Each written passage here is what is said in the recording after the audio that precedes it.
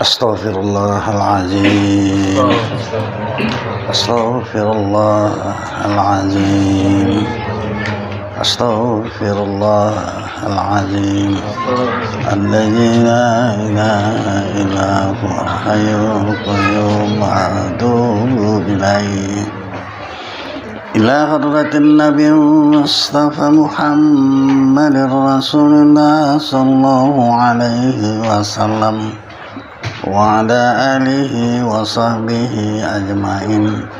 الفاتحة. أعوذ بالله من الشيطان الرجيم. بسم الله الرحمن الرحيم.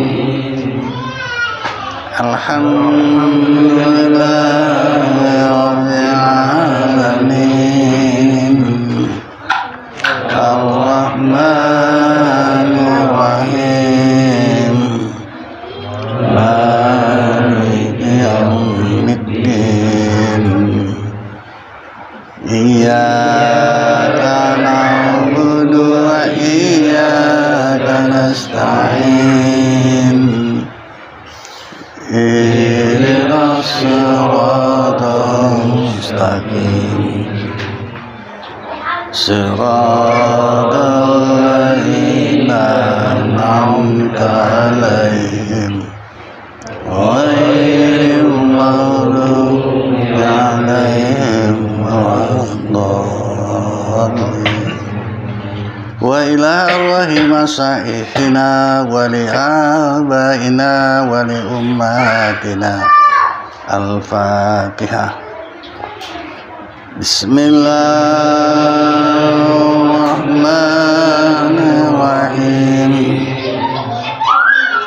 الحمد لله رب العالمين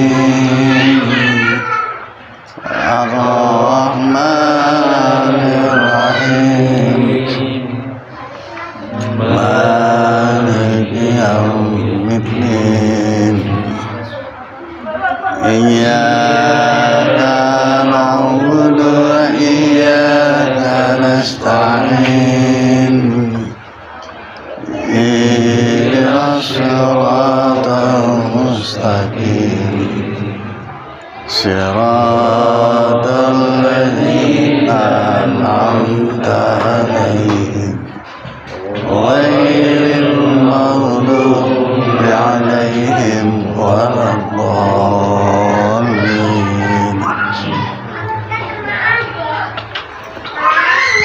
Bismillahirrahmanirrahim.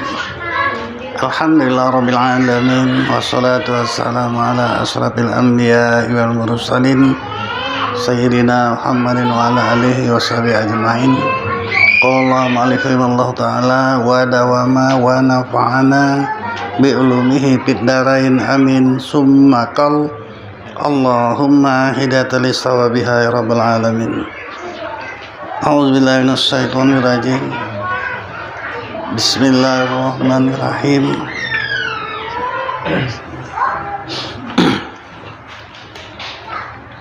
Pasal pada menyatakan barang yang haram sebab hadas kecil. Apa sih yang diharamkan sebab hadas kecil atau nggak punya wudu, gitu ya. Bermula haram pada orang yang berhadas kecil itu 5 perkara. Jadi berarti selain yang 5 perkara nggak haram, gitu ya. Pertama sembahyang. Oh, udah lama kami tahu kalau itu, ya. Orang kita pada anak, ya kan. Satu, pertama sembahyang haram kalau beras kecil. Udah lama kami tahu, dari kecil mana tahu, iya. Ntar kok udah dibongkar nanti sekarang baru tahu. Banyak juga orang sholat yang masih berhadas kecil, ya. Kalau udah nggak sah, berapa banyak orang wudunya nggak sah.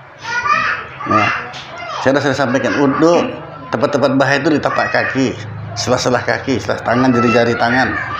Itu kan sunat-sunat wudu ini, sunat sembahyang, sunat mandi, semua sunat-sunat itu adalah untuk kesempurnaan yang wajib. Maka sunat ngambil wudu itu di buka keran dari sini, supaya masuk air itu kemari. Pernah nggak kalian lihat orang ambil wudhu bagus semuanya, tapi pas batu kaki ambil gayung riba, saya siram. Ada pernah gitu? Sah wudhunya nih, nggak masuk sela-sela. Apalagi tapak kakinya. Terkadang tapak kakinya kalian lihat sendirilah, retak-retak hitam. Sah wudhunya itu? Tidak.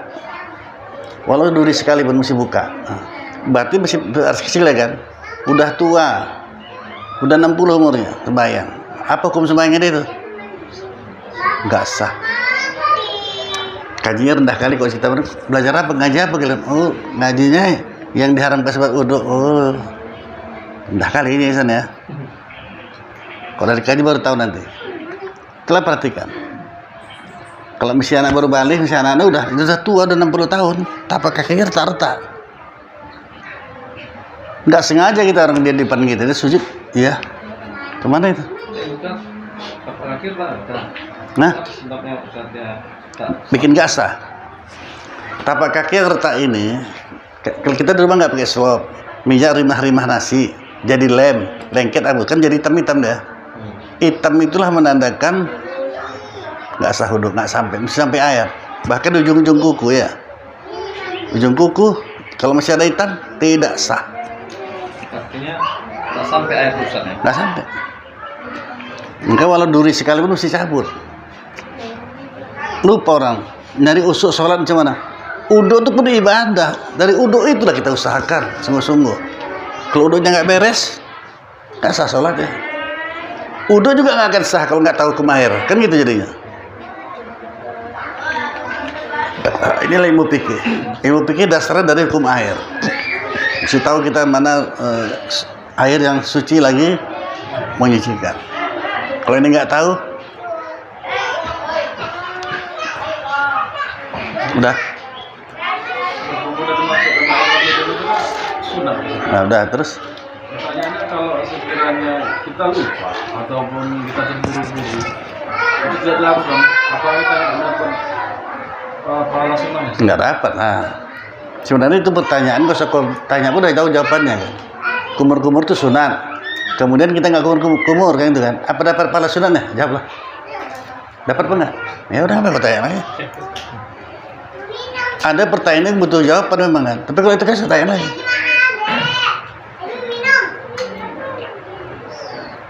Kenapa disunatkan kumur-kumur?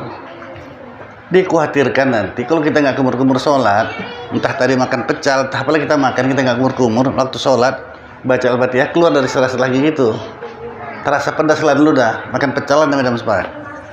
Sah sebaiknya? Batal, inilah udah yang ngaji. Sah, tapi batal. Batal. Waktu dia baca Al-Fatihah itu, yang dimakannya tadi, entah apa makan, entah kolak, entah pecal segala macam, keluar dari sela-sela lagi, terasa pedas, dan air liur ya, berarti makan pecal.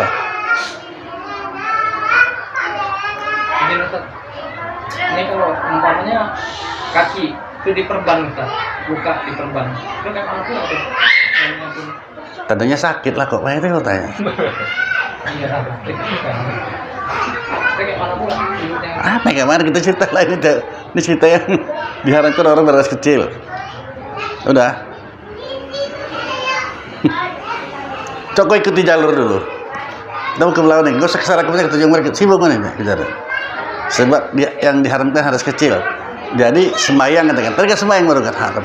Kenapa sembahyang? Udah lama kita tahu kok. Ya nggak salah sembahyang kalau nggak ada uduk kan itu kan. Masalahnya betul nggak uduknya. Nah jadi jangan kemana-mana kalau udah lari. Nanti nggak dapat ilmunya. Nanti kalau kau tanya ke nanti muncul pertanyaan yang lain nanti nih. Ini biasa stop dulu nih. Kalau kakinya nggak ada, Ustaz itu mana? Untung. Kan banyak di situ yang lagi nih. Oh yang satu kakinya ada, tapi jarinya cuma 2. Aduh, nanti aja ceritanya tuh. Di babnya ini, udah. Masalahnya yang diharamkan bagi orang berkecil itu 5 perkara. Pertama sembahyang. Udah lama kita tahu dari kecil lah tahu kan. Nggak boleh sholat kalau nggak ada uduk. Ah sekarang periksanya coba. Jadi masuk iklan. Ada seorang ustadz. Dia khatib kesana kemari, guru Al-Quran lagi. Banyak ilmunya hebat. Begitu hebat ilmunya sampai saya bilang sama anaknya, "Ayah kau ini Jangan baca ayat Quran. Yang mana dia terus langsung surat apa, artinya apa. Kan dapat itu. Surat ini, artinya ini. Kan dapat kan? Pak, kepengen dengar ngaji, kepengen dengar ngaji. Dari niat aja lah. Bosnya niat itu di hati. Diam deh. Kenapa Ustaz? Selama saya nggak gitu saya kata. Jadi kalau niat itu ya usalli fardhu zuhri arba rakaatin Allahu akbar. Nggak sah. Ya itu baru saya tahu nggak sah. Karena niat itu di hati kan. Itulah pas niat. Bukan itu aja Ustaz saya bilang. Berarti dari dulu Ustaz nggak pernah sholat saya bilang. Baru dia.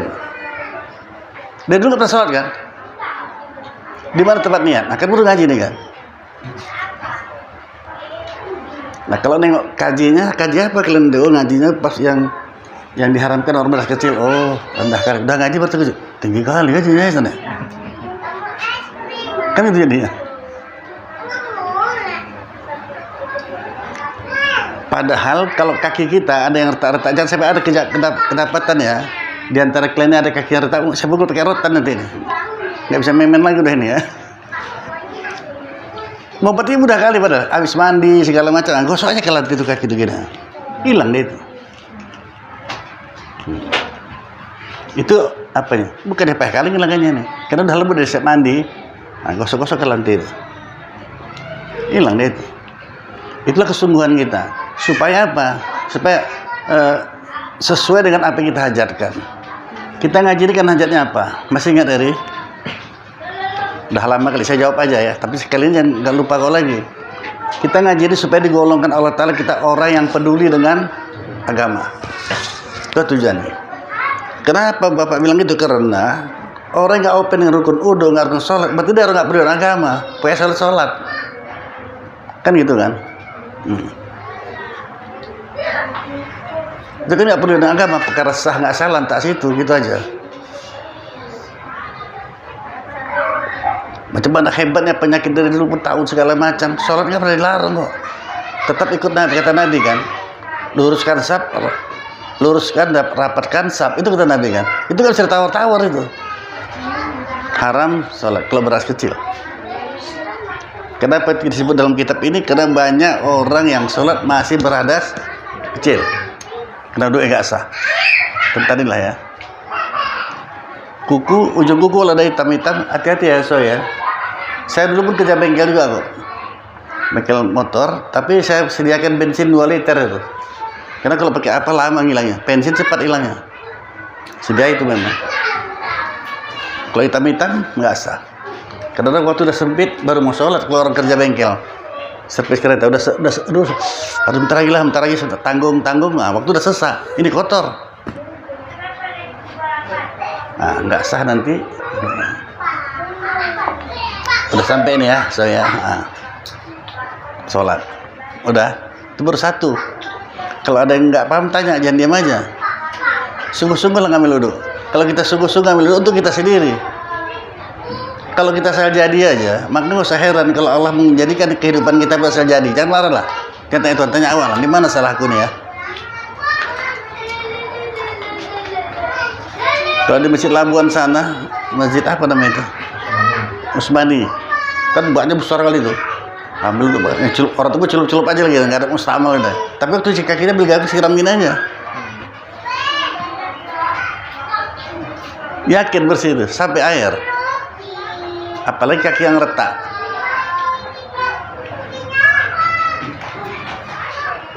Ini kaji belum lagi nih, belum masih jauh lagi ke atas. Kalau kena imam yang kayak gitu gimana? Imamnya punya kakinya retak hitam, gimana San? Sah sholatnya? Kita ikut juga? Nggak sah juga sholat. Nah, tegur langsung. Kalau sebanyak sendiri nanti siap sholat tegur. Pak Imam kakinya itu retak-retak, nggak sah wudhunya. Ngilanginnya pun mudahnya ini, kasih tahu terus ya. Karena ada juga yang terima dan enggak, ada yang marah dia dikasih tahu pun. Ada yang marah, ada yang terima dia. Mudah kali ngilangannya itu. Selesai kita mandi, gosok kaki itu ke lantai. Udah. Mau lebih cepat lagi ya, makanannya apa? Jantung pisang.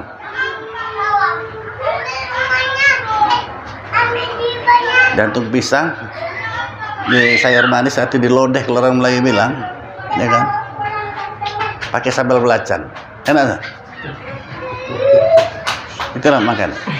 Mau cepat baik, mau cepat sembuh yang luka-luka itu.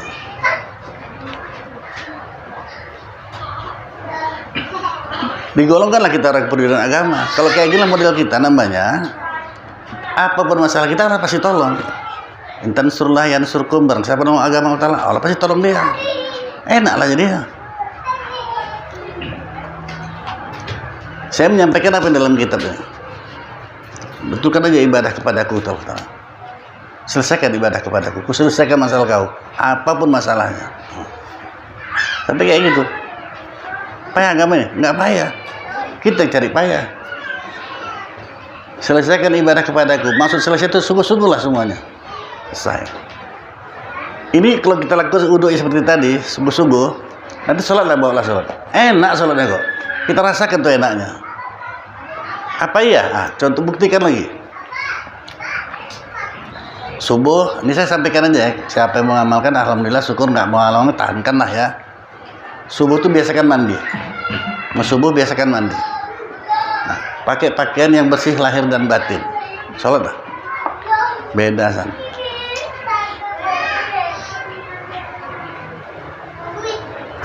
Orang kita sendiri yang buatnya dia.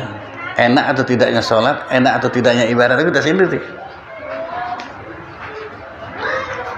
Kalau kita saja dia aja, ya udahlah. Udah.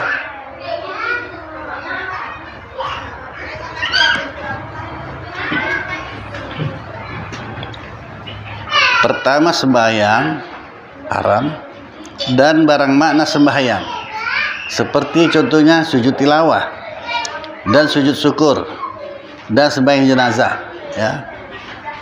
Makna sembahyang seperti sujud tilawah, sujud syukur dan sembahyang jenazah. Seperti sabda Nabi sallallahu alaihi wasallam, la yaqbalullahu salata ahadikum iza ahdatha hatta yatawadda. Artinya tiada diterima Allah Ta'ala sembahyang seorang daripada kamu apabila ia berhadas hingga mengambil air sembahyang. Riwayat Bukhari dan Muslim. Makna sembahyang dan sholat dan makna sembahyang sujud syukur. Coba kita tengok. Maka TV itu tontonan ya, bukan tuntunan. Dapat hadiah bedah rumah, sujud di semua rumah, rame-rame anak beranak ya. Nggak ada uduk, kafir hukumnya. Jadi mana sama sujud syukur itu bisa ada uduk. Dan kapan pula kita disunahkan sujud syukur, itu kaidahnya. Sunah kita sujud syukur apabila selamat kita dari bahaya yang luar biasa, atau mendapatkan rezeki yang luar biasa, dapat iman luar biasa. Itu baru sunat sujud syukur. Asal sujud nggak bisa, masih ada uduk. Pernah kalian nengok orang nenggulkan bola pun di lapangan sujud ya? Itu bukan haram lagi, kafir hukumnya itu. Kita tahu di kitab Sabila. Yang boleh sujud hanya kepada Allah Ta'ala. Bedah rumah sujud. Udah pakai kolor ya kan? Kenapa sujud syukur?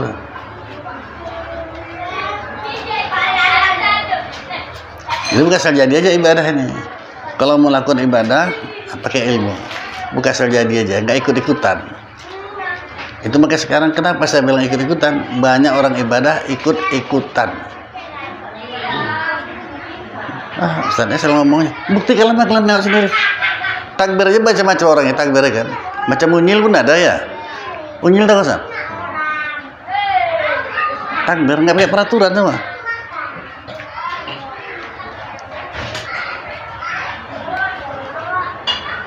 Coba ikuti peraturan.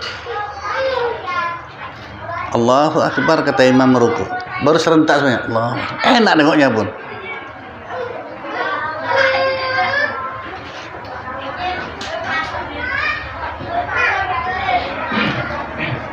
Takbir aja pun dah, lain-lain semuanya ya. Ada sampai tinggi kali, ada diikutnya sampai sini, ada macam unyil aja gini, ada. Sandra. Kau kalau nengok orang yang sempat gini, cuma ngunyil kan gini nih.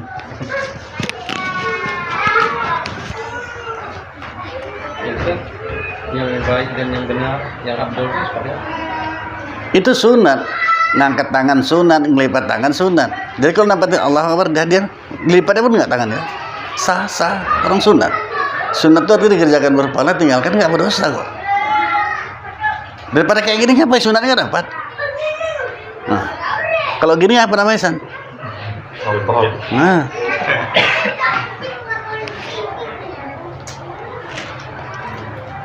kalau orang itu ya udah lah, udah biasa nortor tebaknya dalam salat ya, salat kayak gitu kan. Biasa dah.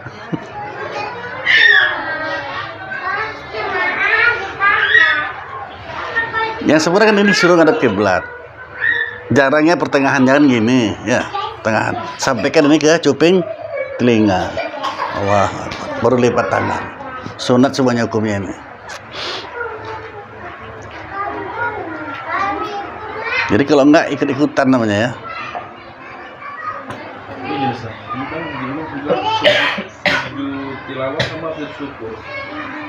Yang jadi penyebab haramnya sholat jenazahnya apa contohnya, Pak? Yang pertama tadi sholat dan makna rupa sholat, termasuk sujud tilawah atau sujud syukur dan sembahyang jenazah. Nah, Yang sembahyang jenazah ini, yang kotanya apanya? sembahyang jenazah nih Ustaz. Nah. Sujud syukur kan haram. Nah, Sama tilawah haram. Di sini yang sujud jenazah ini apa? Sholat jenazah ini di mana ya, apa yang haram? haramnya Iya. dengar kabar di Jakarta meninggal udah sujud sembahyang jenazah, sembahyang gaib, ya. Iya.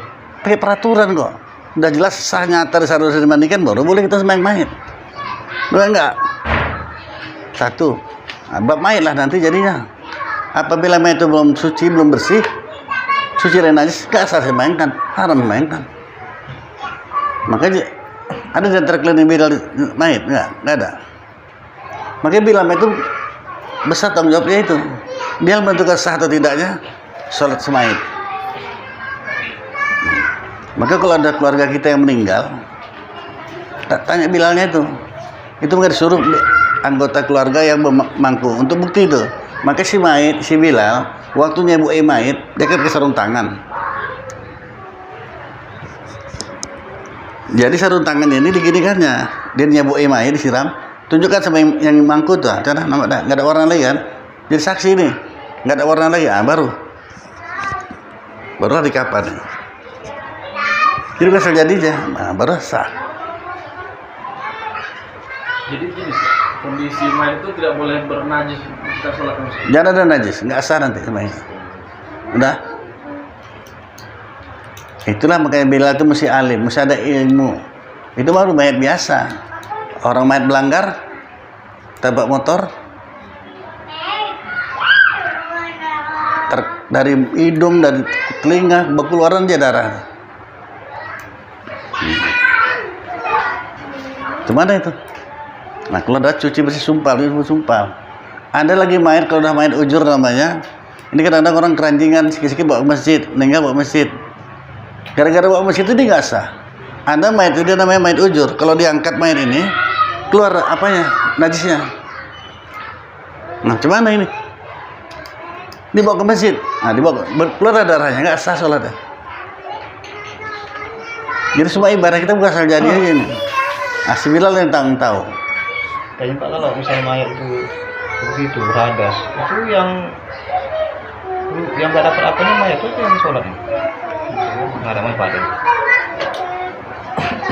Cuma dari sebetulnya. Masih mayat itu berhadas misalnya, disolatkan, yang nggak dapat pahala itu yang mayat itu yang disolatkan. Mayat itu nggak ada dituntut apa-apa lagi deh, nggak dimandikan pun itu nantak kalau situ kan urusan dia itu. Kita hidup ya. Jadi yang sholatnya nggak dapat pahala gitu. Nah, mana dapat pahalanya? Ya, kalau dia nggak tahu, Yang suruh nggak tahu siapa? ya kita nggak tahu proses mayat itu kan dimandikan. Kalau sholat ya kita sholat aja. Makanya tadi saya bilang kalau mayat meninggal, yang mampunya itu anak-anaknya, keluarga sendiri untuk jadi saksi sah tidak mandinya, karena nanti berkaitan dengan sholat. Bisa nanti sholatnya nggak sah, kalau masih ada najisnya ya. memang kalau di masyarakat yang kita kaji ini orang semak noknya ya San. Apalagi dengan cerita, aku boleh ngaji? Boleh. Tapi kok nggak boleh perih? Nggak usah lah.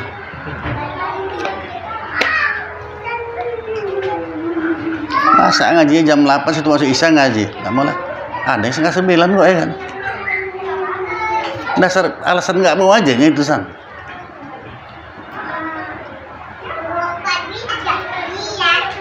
Udah. Makanya saya bilang tadi agak apa orang aneh. Apalagi nanti ada di kampung kita dia istri meninggal yang mandikan suami atau suami yang mandikan istri. Iya, kaji apa pula artinya? Paling boleh ya? Ya harus hukumnya boleh.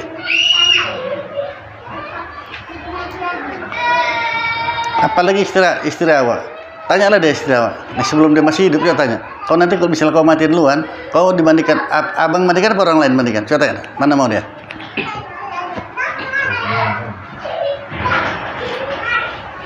Nah, mandi ya udah di kamar mandi. Kalau lagi hidup pun mandi sama, mati pun mandi sama. Itu baru paten. Boleh suami mandikan? Boleh.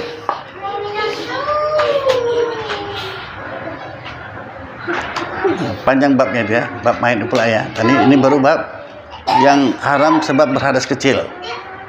Sudah apa, Roni? Tengok banyak ada Rasul syukur di kelapangan, di pentas ya San.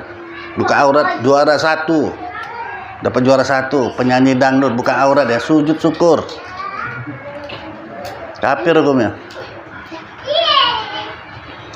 Padahal ini sunat sujud syukur itu orang mendapatkan nikmat yang luar biasa, selamat dari bahaya yang luar biasa.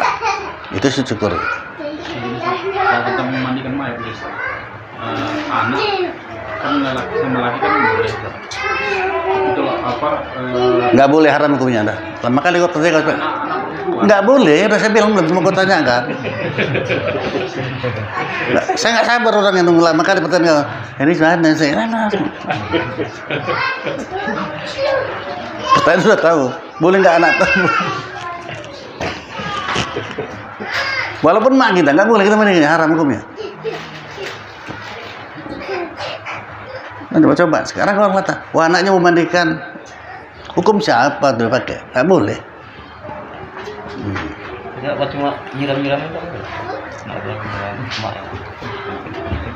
Bilang boleh apa enggak ya? Gitu jadi sudahnya. Nggak boleh. Nggak boleh, haram hukumnya.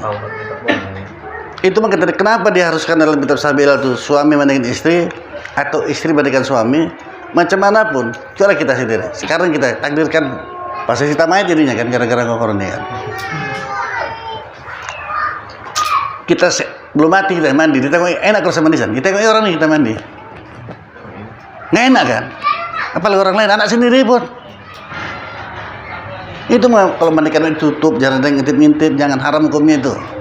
Ngalu kali itu semayat. Nah, banyak pertanyaan Ustaz Zulkarnain tadi, awak mati. Anak gadis awak mandikan. Mau? Nggak malu? Udah mati, mana malu lagi? Cuman lah nggak mau naik darah aja orang.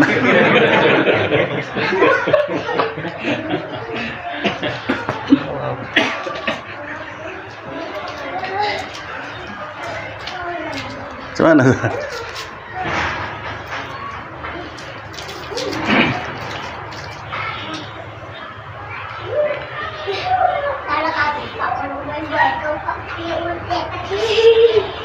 kena rasa sayang, rasa cintanya, biar aku mandikan ayahku, boleh? Enggak. Dalil yang paling mudah pun nggak apa ya, lagi hidup sekarang mau kau dimandikan anak. Panggilan agar mandikan ayah dulu, ayah malas mandi sendiri, kau mandikan, mau? Apalagi mati, itu kalau orang mati dilipat gandakan semuanya, pendengarannya, malunya, dilipat gandakan Allah semua, 70 kali lipat. Maka 70 langkah pun orang datang, dia tahu siapa yang datang. Kau nampak itu, malunya San, dia nggak bisa apa-apa lagi.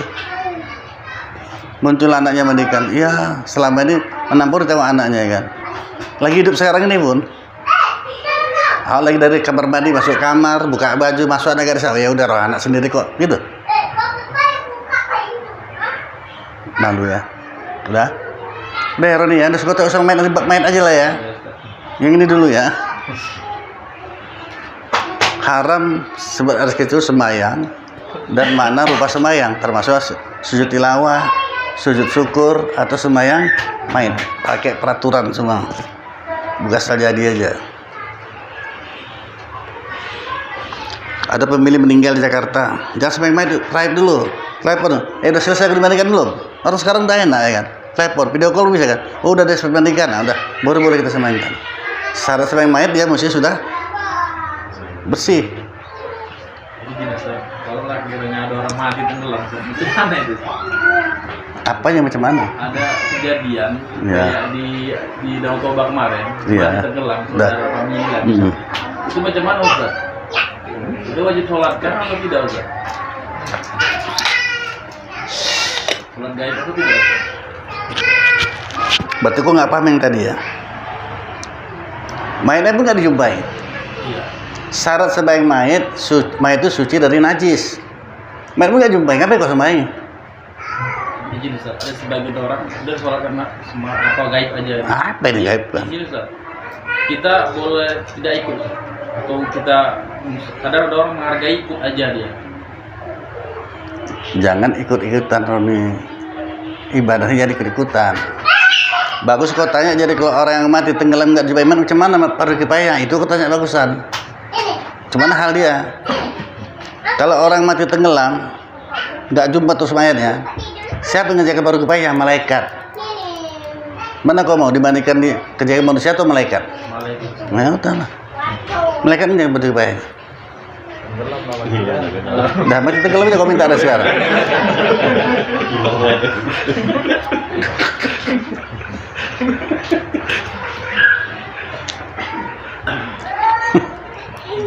Ya jangan pikir sunyi sekarang, jangan berkut air.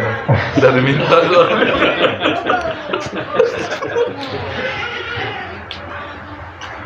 Kan karena terpikir juga macam mana orang mati tenggelam tuh ya, nggak jumpa mayatnya. Nggak macam mana kok. Malaikat yang turun tangan fardu kifayahnya. Kok timbang manusia kan bukan malaikat kan? Malaikatnya manusia ini aduh ya, kadang ikhlas kadang nggak ikhlas sembahyang. Mana contoh sembahyang mayat yang nggak ikhlas? Habis sembahyang Jumat diumumkan najir lah. Antara kita sudah coba nih sembahyangkan jenazah. Assalamualaikum warahmatullahi, langsunglah komat. Komat kau kan, masih media aja. Apa? Gimana komatnya?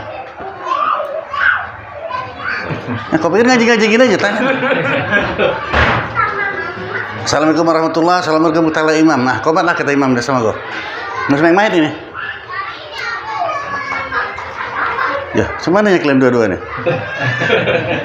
Siapa? Jerry, udah.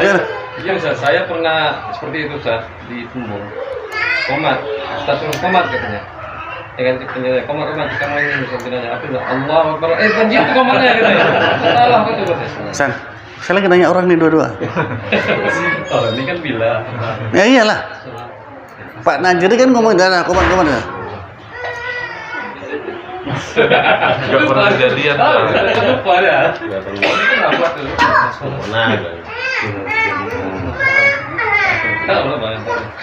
Kalau begitu gak usah bilang salah, San, biar aja deh gitu. Allah Akbar, biar aja.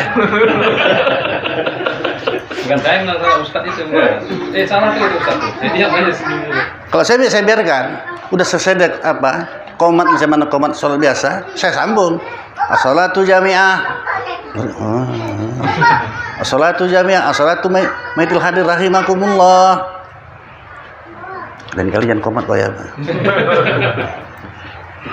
Bukan ada peraturan kok, bukan sembarangan aja. Udah tahu kan Heri? Apa komatnya kalau orang mati?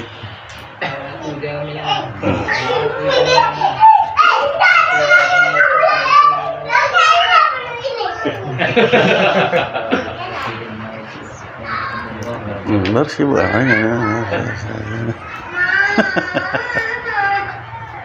Tapi udahlah, saya pun takut juga ngomong sama kalian kayak gini. Tadi pun juga ada murid saya tuh, ibu-ibu. Perempuan ini kan banyak merajuk. Dia siap ngaji, udah lewat ngaji pun 15 menit, dia nanya, saya jawab, nanya lagi. Udah tuh nanya lagi, ada lagi satu Ustaz, 100 kok satu bu, saya bilang. Merajuk, udah setengah ngaji dia nanya. Nah, merajuk lah situ saya bilang.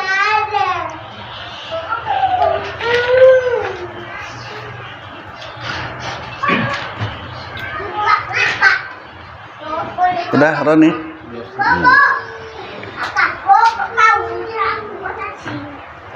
Kalau memang berhajat kali banyak di pertanyaan awak, datang sendiri macam si Sandra.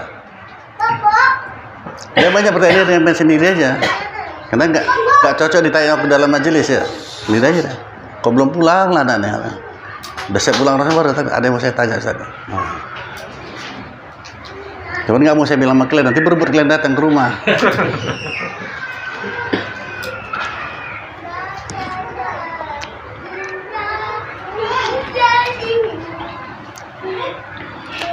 Orang ada peraturan semuanya.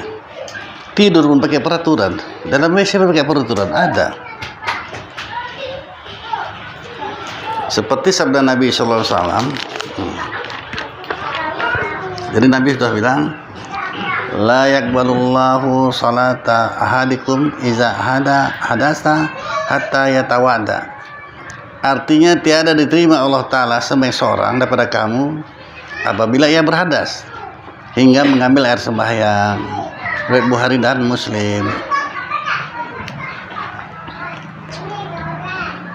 Kedua, yang diharamkan orang beras kecil itu tawaf pada Masjidil Haram. Sama ada tawaf itu wajib atau sunat. Kalau beras kecil, haram lagi, tidak sah ya. Jadi akibat daripada uduk ini panjang ini. Ketiga, khutbah Jumat. Untuk si Hatib nih, kalau jemaah nggak ada uduk nggak apa-apa. Mau sholat nanti baru ada uduk ya. Kalau kita nggak ada uduk, batal uduk di masjid, udahlah. Kalau si Hatib nggak bisa, masih ada uduk. Nah gitu. Keempat, menjabat mazhab atau mahdum atau luh yang tersurat di dalamnya Quran.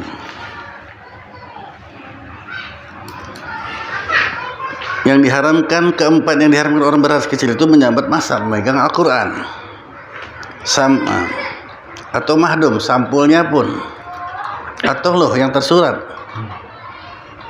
Ini yang tidak Jumat. Di mana kenanya? Si Hatib ini. Iyalah, maksudnya dia di mana kenanya? Dia mesti ada uduk. Kenapa?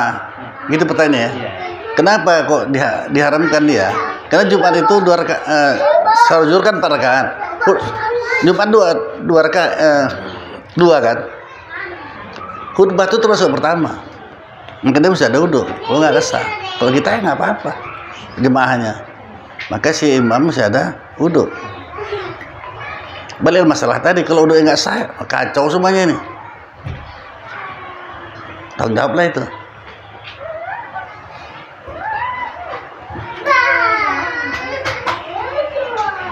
Jadi kita pelajari ini selain untuk diri sendiri, untuk orang yang kita ikut. Termasuk orang itu, kalau imam yang masa pecah-pecah kaki tadi, kasih tahu dulu sama dia. Nggak mau ikut, udah. Bapak nggak bisa jadi imam, Pak, nggak sah uduk Bapak. Oh segan awak, pakai SMS. Banyak cara kok. Si Munjar mesti tanya, coba tanya lagi sampai duduk. Dia si Hatib ini waktu dia naik mimbar, dia udah sholat itu berarti. Mereka sholat 2 rakaat, nah kita lebih jelas kok. Jadi masih ada uduk dia. Kalau jemaahnya nggak usah, kita mendengar aja wajibnya. Bilang dia itu masuk sholat. Sholat 2 rakaat, udah masuk sholat lah dia itu. Alhamdulillah. Alhamdulillahilladzi khalaqas samawati wal ardh. Itu dibaca langsung. Masuk semain 2 rakaat.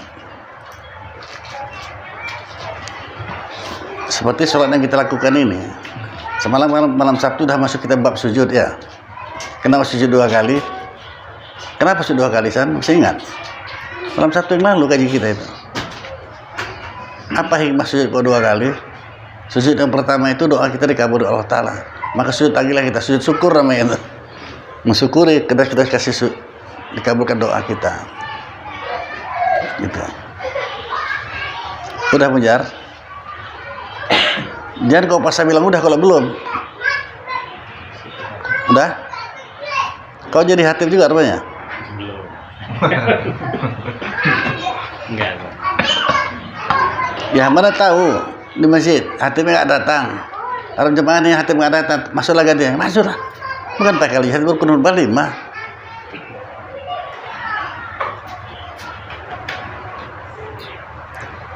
Baca aja rukunnya selesai.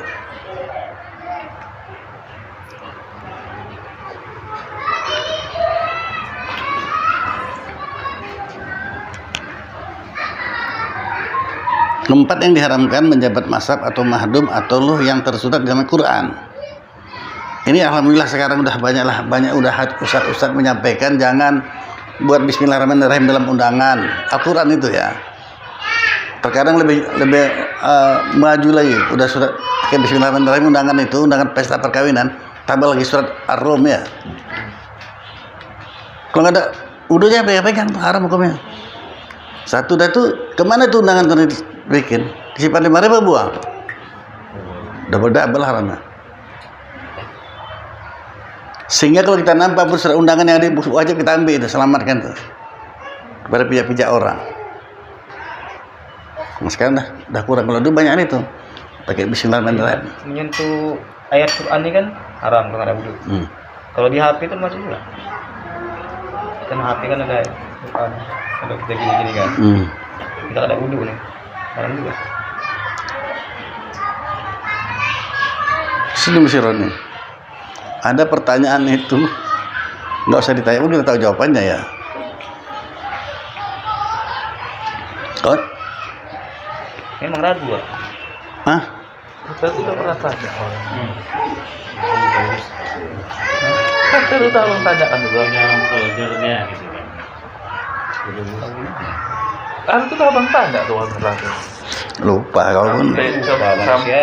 Harusnya kan lupa mana. Sampai masalah masuk WC bawa HP. Iya, kita tahu. Sekarang kalau nyentuhnya itu Atau bisa bukan merusak ya? Itu haram ya. bisa dengan rusak. Ya, masa itu Al-Quran. Jadi kita buka Al-Quran apa bukan?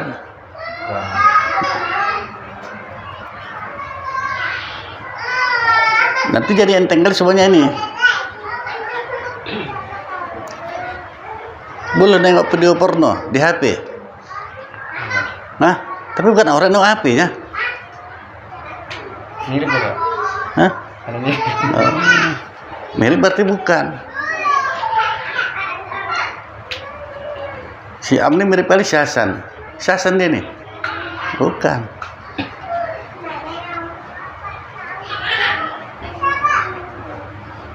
Jadi Imam Syafi'i begitu bingung lah kita menghadapi masa-masa yang seperti ini. Dan contoh yang lain, apa kita Imam Syafi'i meninggalkan yang ragu itu lebih aula. Kalau itu HP itu perlu bawa ke WC? Enggak, pasti selamat. Enggak payah-payah ya. Meninggalkan yang ragu itu lebih aula, lebih bagus. Kalau ada sesuatu ragu udah tinggalkan aja.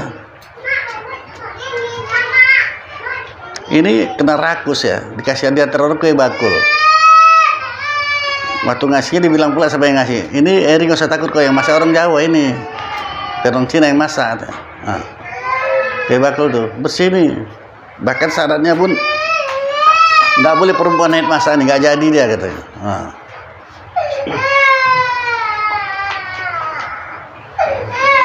Ya, gimana jadinya? Nggak apa-apa, makan boleh kok. Kalau ada pikir nggak nyata haramnya makan. Kalau mendengarkan kata Imam Syafi'i tadi, kalau nggak makan kue bakul mati rupanya. Nah, nggak usah makan, udah pasti selamat. Mudah kali adik.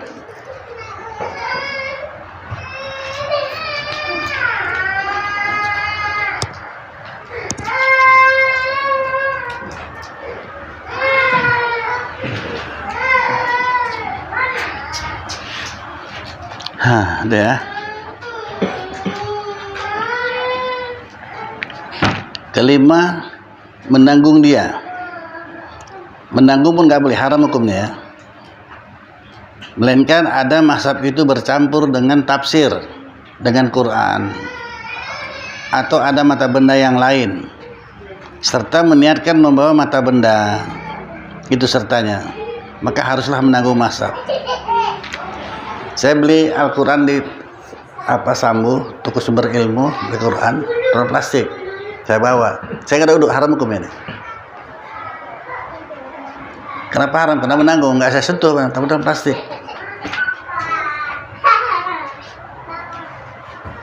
Cuman saya selamat, atau pulpen situ. Niatnya membawa harta benda. Apapun taruh kita campurkan situ. Apapun jadi. Jadi niatnya apa? Membawa harta benda. Bukan Al-Quran. Kalau nggak haram hukumnya. Udah.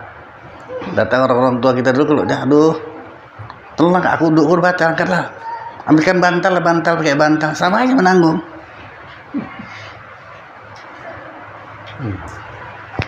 Itu yang maksudkan menanggung dia. Kecuali atau melainkan ada mazhab itu bercampur dengan tafsir dengan Quran, atau ada mata benda yang lain serta meniatkan membawa mata benda itu sertanya, maka haruslah menanggung mazhab. Kalau kita hukumnya boleh, harus ya. Adapun harus mengangkat atau menyentuh jika ada mazhab itu serta dagangan, jika sesuatu mata benda sekalipun. Jikalau dikasatkannya mengangkat mazhab dan dagangan, atau kasatkannya hati dagangan juga, itu pun harus. Tetapi jika dikosotkannya hanya akan mazhab juga, atau tiada dikosotkannya mazhab dan dagangan, maka tiadalah harus. Kalau tiada harus berarti haram. Nah, ya. Ini Ustaz, misalnya Al-Quran jatuh, nggak sengaja. Nah, jadi kan sebagai orang tua kan, orang tua ini belum ada udunya. Nggak ada udu lah, dah. Belum ada udunya. Nggak ada udu, jadi suruh anaknya. Terus kita sebagai orang tua, anaknya ini belum balik. Kan? Ya, boleh, bagus tersuruh anak. Kalau anak nggak diberi hukum dia. Saya sebagai orang tua. Nah, kalau kita jangan, haram hukumnya, surah ya, angkat Quran. Selamatkan ya. Dia kan belum diberati hukum sara. Nah, pikiran saya kan dia di satu sisi dia menanggung najis juga kan. Nggak masalah. Makanya 5 yang diharamkan orang berhadas kecil. Nanggung najis itu nggak masalah. Misalnya Sandra di kamar mandi, habis baru buang air besar, nggak cebok, ambil wudhu aja, sah wudhunya. Sehari gini ya, sahiri. Hah? Ya. Ambil perbanding si Sandra tadi, karena najis kenapa? Belum cebok nih. Ambil wudhu loh, sah wudhunya, sah.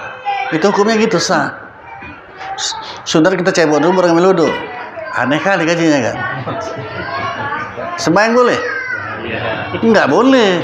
Kenapa najis? Wudhunya sah, sah. Jadi maka kadang-kadang udah ada wudhu, udah mau jalan ke masjid, terlepas salopnya terpijat tai ayam. Batal wudhunya apa enggak? Hah? Kalau saya ditanya jawab aja lah. Mau salah, salah. Betul, alhamdulillah. Kalau salah betulkan, ha? Tidak. Jadi gimana kok? Mau masuk ke masjid, terpeleset tersampak salop kok. Tapi pijat tai ayam. Betul nggak wudhu? Jadi gimana? Salah terus? Oh, cuci yang itu lah. Itu namanya udah mahir urusan. Cepet dia naik ini. Kecuali kau nggak mau saya tanya, lama kau naiknya. Diam situ. Kok ditanya cepat naiknya? Kan dah pernah saya cerita. Walau sebenak macam mana pun orang Melayu bilang benak, payah kali nangkap. Ya. Tapi kita diajari terus ngerti dia, lama-lama ngerti dia. Dibandelin yang ngaji ini memang. Guru ngajarkan ini ya, papan tulisnya belakang lemari, ada kapur. Ini lurusin apa? Alif, buatnya. Titik 1 ba kan. Titik 2. Yang paling depan yang gurunya ini. Nah, udah kau ya. Ini apa yang berdiri nih? Diam aja. Pada berulang ini. Berapa kali saya bilang, yang berdiri dia nggak tahu kau katanya kan, lemari deh. Gurunya yang nangis.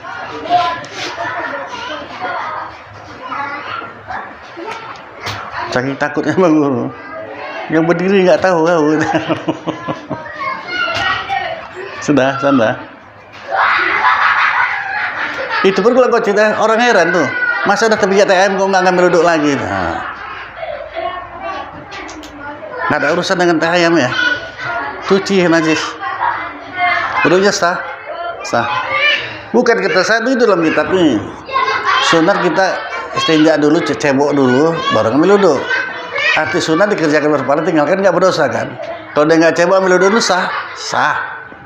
Sholat boleh. Tidak. Nah, gitu aja. Pisah dia mulai. Makanya dalam kehidupan kita ini kalau kita pandai misah-misahkan, enak. Enak. Oh ini loh, sekarang sebagai istri, karena sebagai kawan, karena sebagai cewek aja ya, enak sama istri. Anggap cewek aja, nanti kau rasa itu enak. Kau jalan-jalan, kita pergi jalan-jalan, kan macam bukan kawan aja kita kan, enak kan? Coba saya anggar wibawa aja lah. Ya duduk, lebih bagus duduk kan. Enak, pergi-pergi tuh, menit-menit, ada enak gitu. Santai aja. Jadi kalau hidup pandai kita pisah-pisahkan enak, enak. Nah, ini sampai silah kita ya. Babu mayujibul husla. Ini satu bab pada menerangkan segala yang mewajibkan mandi. Ini Ustaz, sambung sedikit tentang masalah kita dalam keadaan hadis besar pada saat ini. Kita berwudu, sah wudu itu Ustaz. Apa menyebabkan wudu itu sah? Karena sunat dalam mandi itu ngambil wudhu. Sunat mandi itu? Sunat mandi ambil wudhu dulu. Oh sunat. Sunat mandi. Mandi. Bukan duduk kita bisa bikin sholat ya enggak. Kenapa? Kita beras besar. Kalau kita mengangkat hadas besar, uduk nggak usah ambil wudhu pun sah sembahyang. Karena otomatis hadas kecil terangkat. Asal jangan ada yang membatalkan wudhu waktu kita mandi wajib. Tapi harus ada niat saya. Ya iyalah. Waktu mandi wajib itu jangan ada yang membatalkan duduk. Contoh orang batal wudu. Nah, ya kalau megang senjata kan batal duduk. Musuh nggak ada pegang senjata ngapain? Kira aja. Aja masih ada tadi kan waktu itu berapa? Buat air besar. Ngambil dulu. Belum cebok. Kan sah dulu tadi. Sah. Tapi waktu cebok ngambil duduk lagi habis itu. Ya iyalah. Kecuali sarung tangan dia, sarung tangan dokter. Itu pun bisa haram juga, walaupun sah wuduknya, tapi haram juga. Lama-lama di situ pulang pakai sarung. Ngapain lama-lama di situ dia?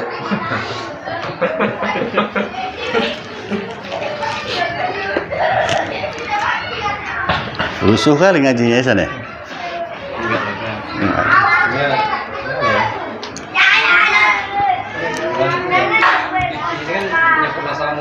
Kehidupan kita sehari-hari. Iyalah. Jalan dengan itu ya. Daripada kita nggak tahu kita langgar-langgar, Pak terus kita memang udah nggak tahu memang. Memang tanya lah. Kita ini nggak ngaji, udah lama. Kadang-kadang tanya orang. Kalau orang nggak jawab, kalau bisa jawab ya, oke nanti. Kalau nggak tahu pula, tanyalah. Padahal udah sering aku sampaikan itu. Dan saya rasa tak semua juga di antara kita ini tahu juga. Tadi itu saya bilang yang senjata saya bilang katanya, tapi kok semua tahu. Paling berapa orang yang tahu. Yang kita pintar lah. Yang kalau Miriam Tomong tahu nggak ya? Saya tak pernah ada kali saya sampaikan itu dulu lupa saya. Benar, memang saya termasuk nenek saya bilang saya benar memang. Benar saya memang. Cuma ya dari dibilangkan juga ngaji dulu saya. Kemudian dapat mesti dibandel di ngaji ini.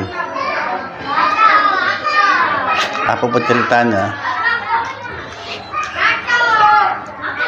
Itu saya bilang sama si Akmal, dan dia kan cucu nih. Atuk ngaji bukan tiap malam, saya bilang. Siang malam biar kau tahu. Ini malam aja pun perih. Mana udah berilmu? Kadang ngaji, kadang tidak. Saya punya guru, yang ini juga lah menjadi saya 30 orang. Ngaji dalam mengajar. Jadi ada di situ yang memang dia lebih pintar lah, lebih paham dengan itu. Jadi ada juga ada pertanyaan. Coba kita buat gini, Tuhan katanya, guru ya kan. Syekh, Ustaz katanya. Ngaji itu buat pertanyaan. Saya tanya ini banyak tak datang akhirnya. Takut.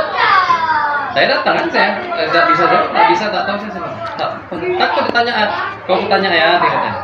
Takut akhirnya bubar ngaji itu. Kalian pun sebenarnya udah ketakutan, tinggal lagi saya pujo kan. Mau saya mana saya pujo juga balik. Itu pakai kalian ngaji, kalau udah lama kalian berhenti. Pak Hanafi orangnya itu Ustaz. Hah? Pak Hanafi Arif Hanafi itu. Nah iya. Nah, saya dengar satu pertanyaan dari Pak Hanafi. Ini ada pertanyaan dari penonton, ini pertanyaannya umum nih Ustaz. Dari Pak Sapi Medan. Assalamualaikum Ustaz, saya mau bertanya, bolehkah kita mendoakan teman kita yang non-muslim yang terkena dampak wabah corona? Terima kasih. Wassalamualaikum warahmatullahi wabarakatuh. Macam mana dia tahu jawabannya ini? Ini kan mau saya jawab. Tapi video selanjutnya. Oh gitu. Nah, haram mendoakan orang kafir. Makanya kalau ada orang kafir kawan kita yang pesta diundangnya kita, bagusan nggak usah datang. Boleh datang harus. Tapi takutnya itu terlambat. Selamat ya. Jadi haram jadinya. Nggak boleh undang orang kafir. Sama kita mudah-mudahan kau bahagia. Kan doa tuh kan? Nggak boleh. Haram hukumnya. Ini ada satu lagi Ustaz. Ibu Hafiza dari Jakarta. Assalamualaikum Ustaz. Apakah kita dan suami kita akan menjadi penghuni neraka nanti di akhirat karena anak kita berpindah agama, sedangkan kita sudah usaha dan doa supaya dia tetap dalam Islam. Si anak bilang dia merasa agama yang selain Islam itu buat dia merasa nyaman. Apakah orang tua ini dimasukkan neraka? Anaknya keluar dari Islam itu? Enggak jawabannya. Yang masuk neraka itu diajarkannya anaknya. Itu sudah ajar. Makanya ilmu itu enggak payah sebenarnya, ilmu tauhid ini. Baik udah saya sampaikan ya. Paling mudah kan, biarpun orang lain, coba kita bilang gini. 3 aja pertanyaannya. Yang namanya Tuhan, gak usah bilang Allah lah, yang namanya Tuhan. Ini ilmunya Pak Hanafi ya. Yang namanya Tuhan pasti bisa menciptakan dan bisa mentiadakan. Betul nggak? Sepakat semuanya nih. Agama apapun semua sepakat ini.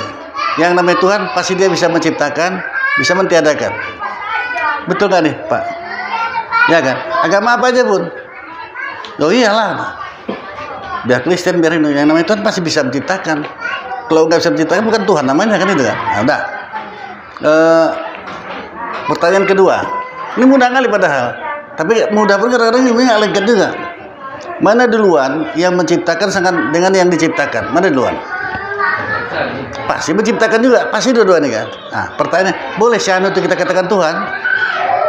Fir'aun bilang Tuhan, batal semuanya itu. Semuanya enggak, karena dunia sudah ada. Nyiptakan apa dia? Nah, maka disebutkan walaupun lakum dinukum waliyadin, nggak ada agama dia lah. Tapi kalau orang tua ini nggak diajarkannya anaknya, nah kenalah dia.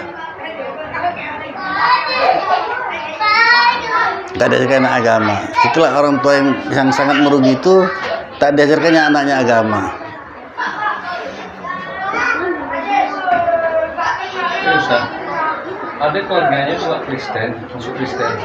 Meninggal, boleh tidak? Adiknya pula murtad.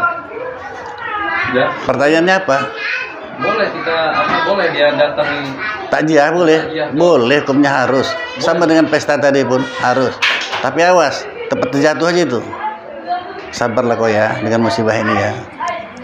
Doakan haram hukumnya, kena situ. Hukumnya pun harus, bukan wajib, bukan sunat. Mendatangi itu harus hukumnya.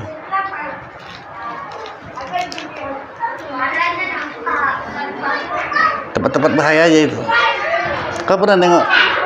Mana cincin kau? Saya nggak nampak. Lihat aja menengok nih. Karena ini Pak, saya pernah nengok orang pakai jam Pak. Dia kan pakai jam nih Pak, dia wudhu Pak. Tengok aja ini kan ada pakai jam. Dan buka jam ada gitu Pak. Ada lah, kalau itu ada aja. Nggak salah Pak. Ya kalau nggak sampai air nggak sah. Cuman saya rekom bisa nambah kau cincin, tapi tangannya ditutup lagi nih. Ibu saya tebus pandang Pak.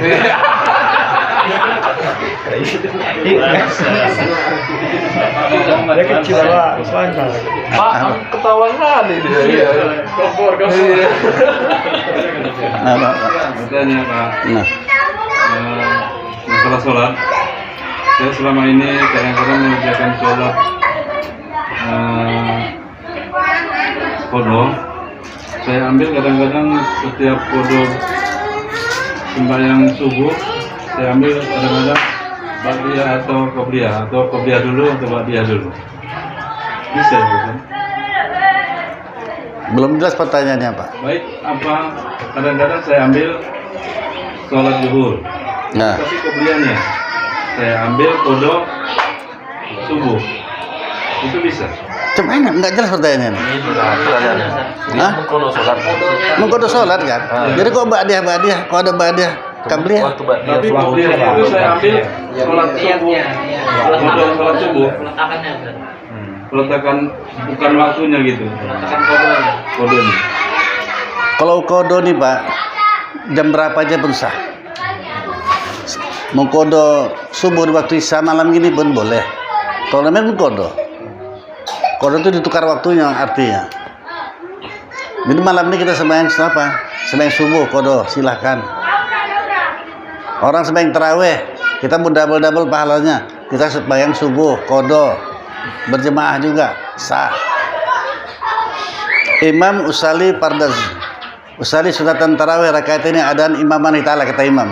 Awak usali pardaz subuh rakaat ini kodoan makmuman Allah ta'ala. Kodo subuh kita. Dapat kita 27 derajat itu.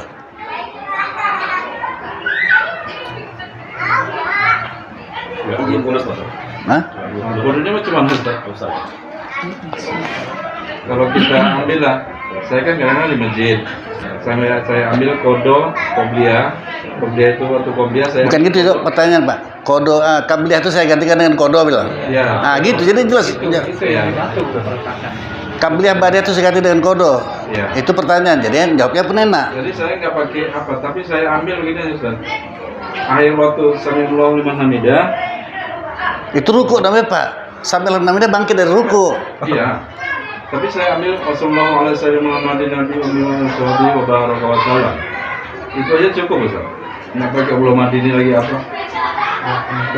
Belum. Pelan-pelan aja Pak bertanya ya. Kacau kali pertanyaannya nih. Pelan-pelan aja Pak Pian. Pelan-pelan aja, santai ya. Makanya dalam ibadah ini kita mesti tahu mana yang wajib, mana yang sunat. Jadi enak kita ibadah kalau pakai ilmu. Kalau nggak pakai ilmu, kunut itu sunat bukan rukun Pak. Gak usah dibaca pun sah sholatnya. Sah. Sunat sujud sahwi kalau kita tinggalkan kunut. Kalau gitu sujud sahwinya lupa juga, sah juga sholatnya. Sah. Karena sujud sahwi itu rukunnya apa? Sunat. Nah, enak kan main kan? Pakai ilmu. Jadi qabliyah ba'diyah itu digantinya dengan kodo. Baguslah. Karena sunat sama wajib macam mana pun lebih tinggi yang wajib. Kalau masih banyak kodoan ya. Nah, udah apa lagi pertanyaannya? Ah, itu aja. Sementara ya. Karena itu yang disebut Betul. Jadi kesimpulannya, apapun ibadah yang kita lakukan, kita mesti tahu ini wajib apa sunat. Timbangannya 5.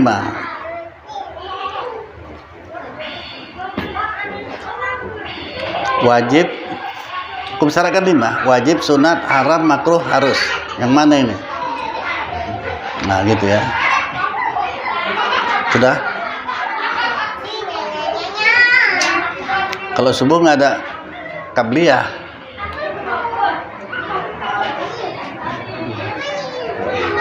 Nggak ada ba'diyah.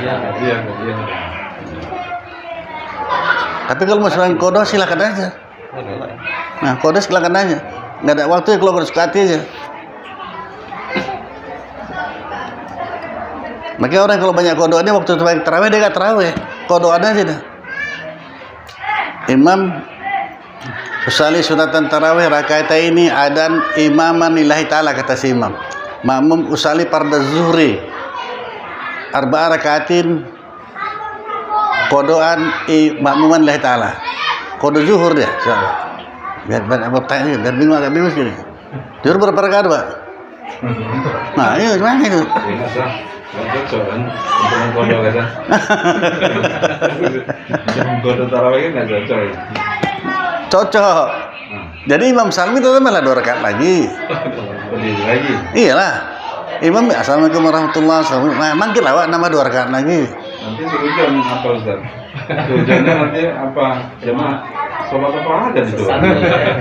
Jadi kan lebih baik kita kan ambil yang 2 rakaat aja kan. Ya subuh. Begitulah selalu kita. Selalu pakai hukum-hukum perasaan. Hukum apa kata orang. Itulah salahnya. Makanya payah kita jalan. Apa kata orang nanti? Imam salam kita bangkit. Kok kata orang? Kata Allah Ta'ala tanya. Pakai hukum perasaan. Jangan. Kan Pak boleh menjamak sholat tamam dengan qasar.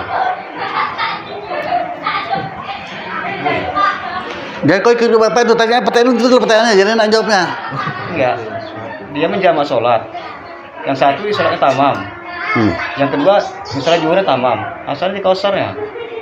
Sembahyang sendiri deh. Enggak berjamaah. Berjamaah nggak sah. Bisa kan?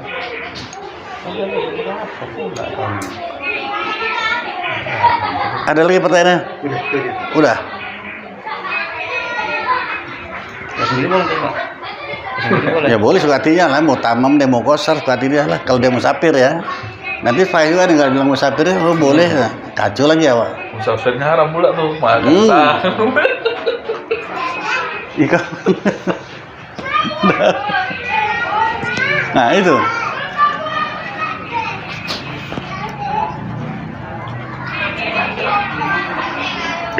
Astaghfirullahaladzim. Astaghfirullahaladzim. Astaghfirullahaladzim.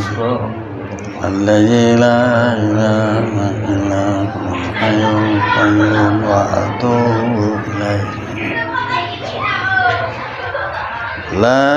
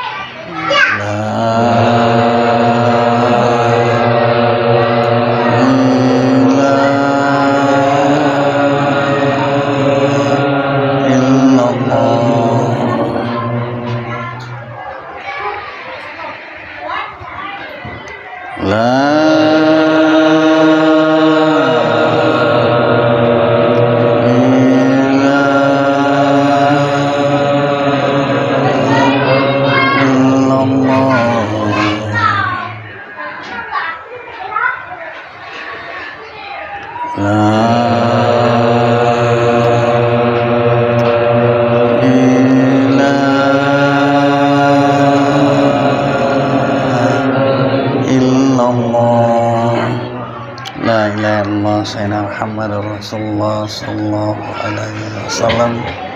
Kalimatu haqqi alaiha nahya wa alaiha namutu alaiha nub'asun sa'allahu ta'ala minal amin amin. A'udzu billahi minasy syaithanir rajim. Bismillahirrahmanirrahim. Alhamdulillah rabbil alamin wassalatu wassalamu ala asyrafil anbiya'i wal mursalin Sayyidina Muhammadin wa ala alihi washabihi ajma'in. Ya arhamar rahimin, ya arhamar rahimin, ya arhamar rahimin. Allahumma razuqna ilma warzuqna fahma. Allahumma razuqna ilma warzuqna fahma.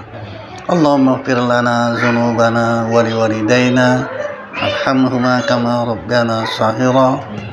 Allahumma ighfir lil muslimin wal muslimat wal mu'minin wal mu'minat al ahya'i wal amwat bi rahmatika ya arhamar rahimin. Allahumma a'inna ala zikrika wa syukrika wa husni ibadatik. Rabbana atina fid dunya hasanah wa fil akhirati hasanah wa qina azabannar. Sallallahu sayyidina Muhammadin wa ala alihi washabihi ajma'in.